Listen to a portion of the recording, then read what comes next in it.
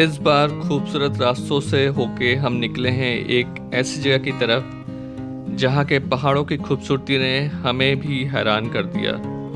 लोखंडी के जंगल, मोइला टॉप का जादू और कनासर का सुकून, ये है अनएक्सप्लोर्ड चक्राता।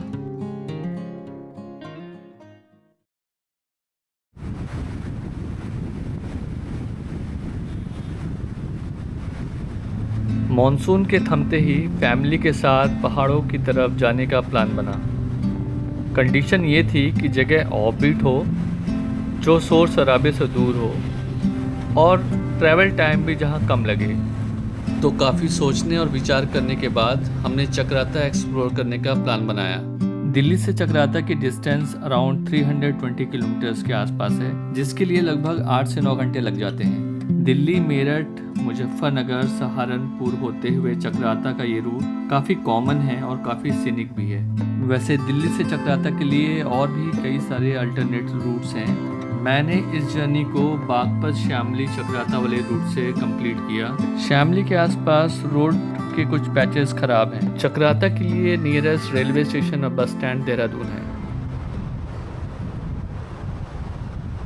सहारनपुर से विकास नगर के बीच पड़ने वाला ये तिमली फॉरेस्ट पैच बहुत ही शानदार है। सड़क के दोनों तरफ लंबे लंबे पेड़, ऊपर से छन के आ रही धूप और हवा में ठंडक के साथ साथ एक अलग ताजगी का एहसास।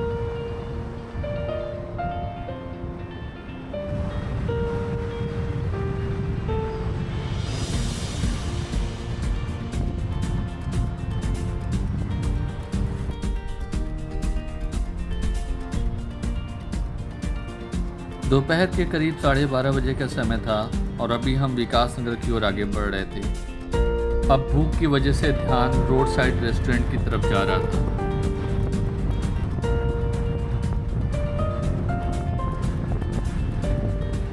रोड के दूसरे साइड जैसे ही साउथ इंडियन फूड का बोर्ड दिखा, गाड़ी अपने आप रुक गई। शानदार साउथ इंडियन डिश के साथ एक बेहतरीन कॉफ़ी पीने के बाद अब समय था आगे बढ़ने का। अब हम पहुंच गए विकास नगर के यमुना ब्रिज पे और यहाँ से शुरू होते हैं पहाड़ी सफ़र के खूबसूरत रास्ते। और इसी रूट पे आगे जाने के बाद बरकोट, यमुनोत्री के लिए भी डाइवर्जन मिलता है। अब पहाड़ी रास्तों का सफ़र शुरू हो चुका था। ये पहाड़ी रास्ते मुझे बहुत पसंद हैं क्योंकि ये कभी बोर नहीं होने देते हैं। हर मोड़ पे एक अलग खूबसूरती और अलग लेवल की एक्साइटमेंट का एहसास दिलाते हैं ये।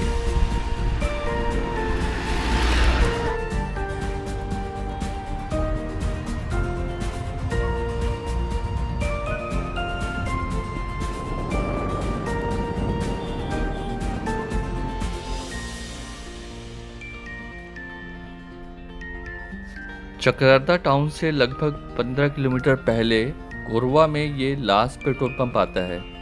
इसके बाद आपको लोकल टाउन में कोई पेट्रोल पंप नहीं मिलेगा। वैसे मैंने एक एचपी का पेट्रोल पंप यहाँ से कुछ किलोमीटर आगे भी देखा था। खैर, टाउन में एंट्री से पहले मैंने पेट्रोल टॉप अप करवा लिया। खूबसूरत पहाड़ी रास्तों का सफ़र अभी भी जारी था।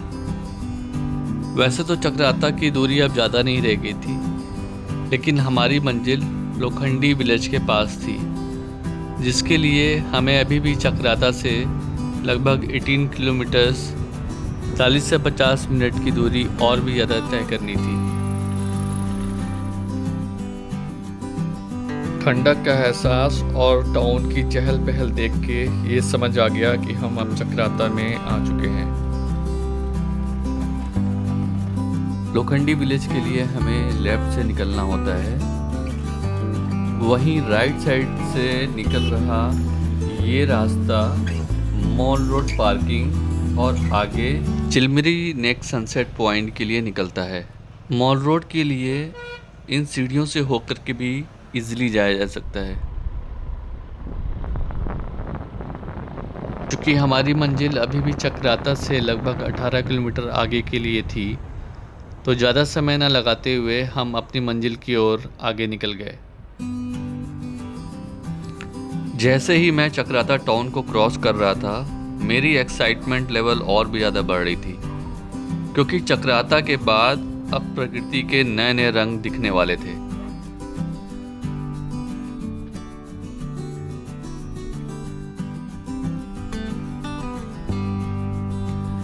यहाँ हर मोड़ पे प्रकृति अपने नए नए रंग दिखा रही थी। कहीं घने जंगल, कहीं खुली वैली और कहीं बादलों से ढके हुए पहाड़।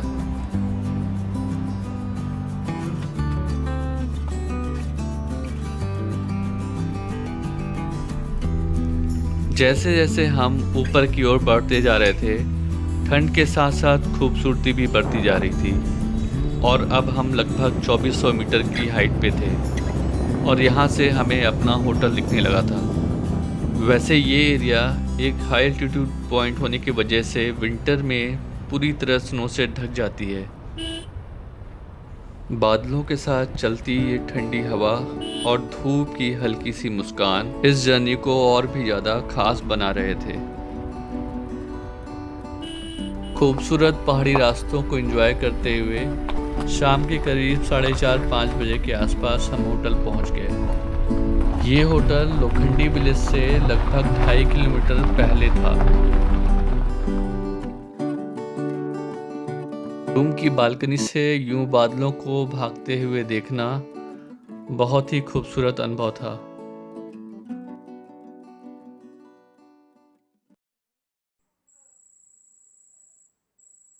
इतनी शांति के बीच कब रात हो गई, समय का बिल्कुल भी पता नहीं चला।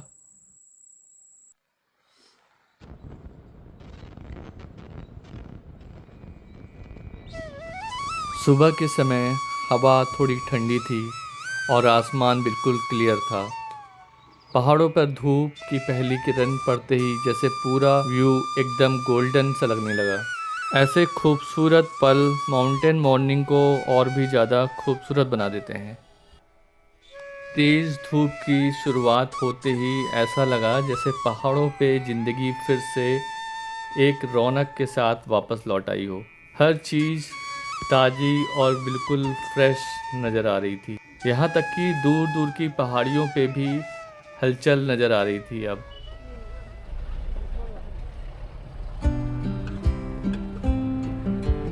ब्रेकफास्ट करने के बाद हम निकल गए अपनी पहली डेस्टिनेशन मोइला टॉप को एक्सप्लोर करने के लिए। होटल से लोखंडी विलेज की दूरी लगभग 2.5 किलोमीटर की थी।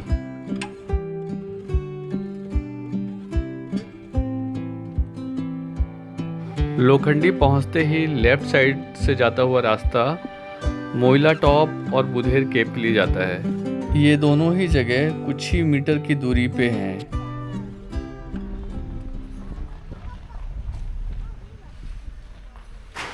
लोखंडी पहुंचते ही कई सारे एकोमोडेशन के ऑप्शंस रोड साइड में दिखाई दे रहे थे।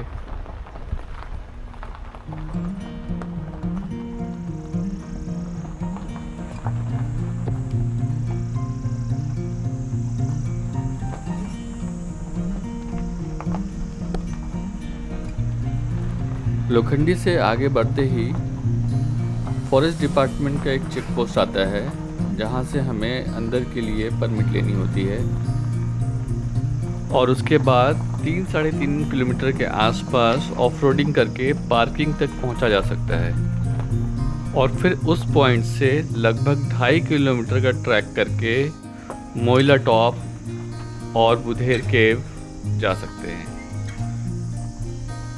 परमिट लेने के बाद हम ऑफ रोड रूट से निकल पड़े ट्रैकिंग पॉइंट की तरफ।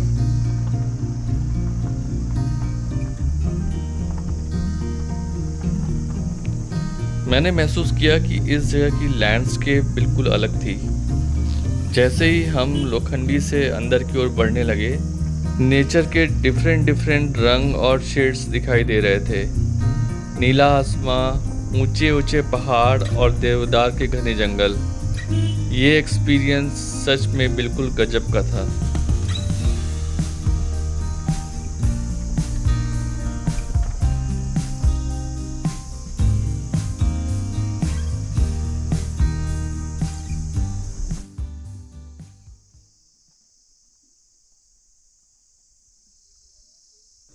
3-3.5 किलोमीटर की ऑफ रोडिंग करने के बाद अब हम पार्किंग एरिया में पहुंच गए।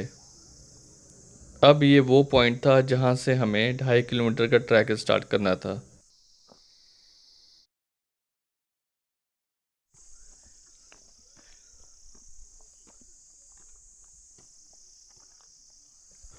दोपहर के 12 बजे के आसपास हमने इस ट्रैक को स्टार्ट किया और धीरे धीरे हम आगे की ओर बढ़ने लगे।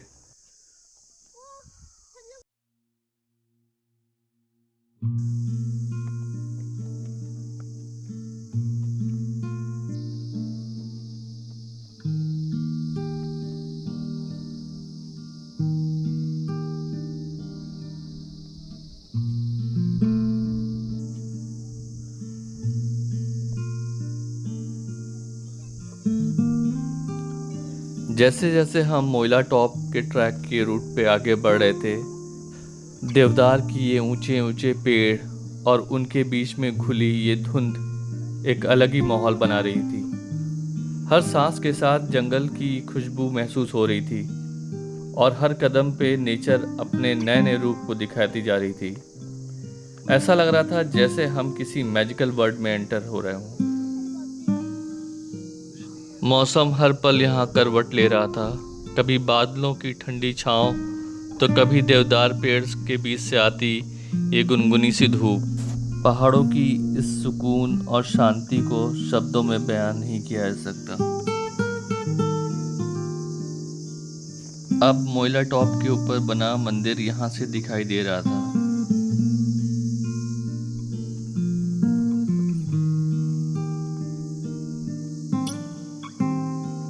वैसे ये ट्रैक इसी कैटेगरी में फॉल होता है।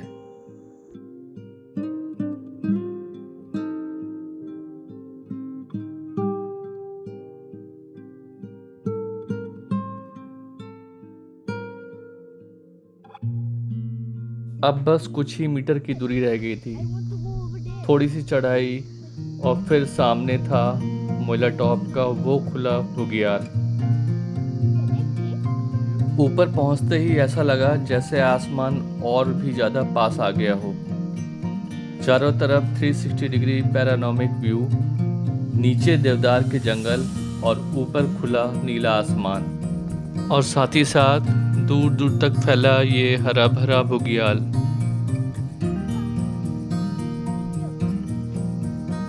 उत्तराखंड के चक्राता से कुछ ही दूर देवदार के घने जंगलों के बीच छुपा है ये मोइला टॉप। अराउंड 9000 फीट की हाइट पे ये जगह एक ट्रैक नहीं, एक पीसफुल एक्सपीरियंस है।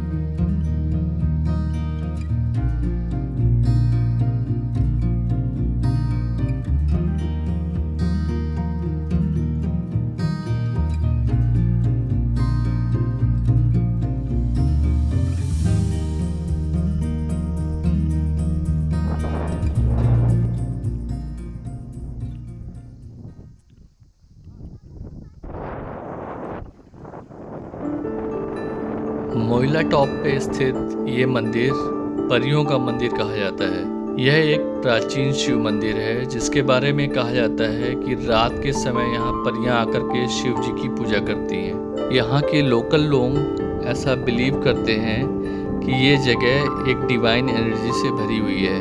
शायद यही रीज़न होगा कि यहाँ की साइलेंस में भी एक अनरियल पीस महसूस होती है। यहाँ से 100-150 मीटर की दूरी पे ही बुधेर केव है। अनफॉर्चुनेटली मैं वहाँ तक नहीं जा पाया।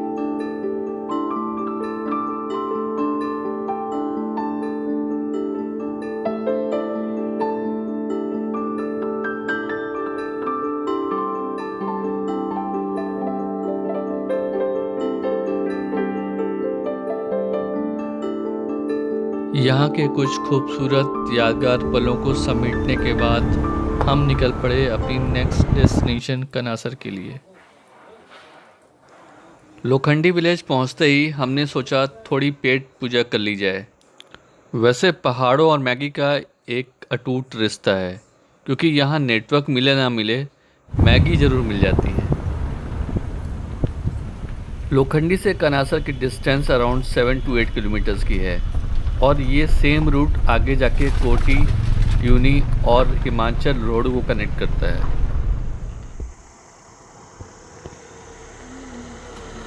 अब हम कनासर पहुंच गए।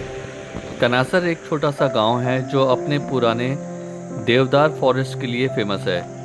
यहाँ के पेड़ लगभग 600-700 साल पुराने हैं। इनमें से ये एक देवदार का पेड़ लगभग 6.35 सर्कमफ्रेंस का है और जिसे एशिया का सबसे बड़ा और सबसे पुराना देवदार का पेड़ माना जाता है।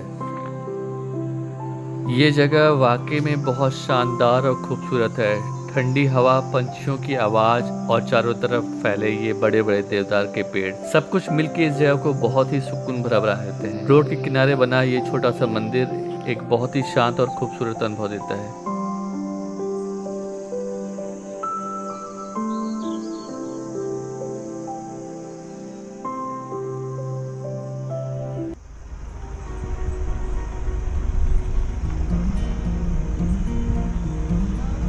अब समय हो गया था होटल वापस लौटने का। थोड़ी थकान थी पर दिल में खुशी थी चक्राता की खूबसूरती और यहाँ की शांति को देखकर। जल्दी मिलते हैं इस जर्नी के अगले पार्ट के साथ। Thank you for watching our video and stay connected with nature and please share your feedback in the comment section below. Thank you. Hope you like the video. Bye bye.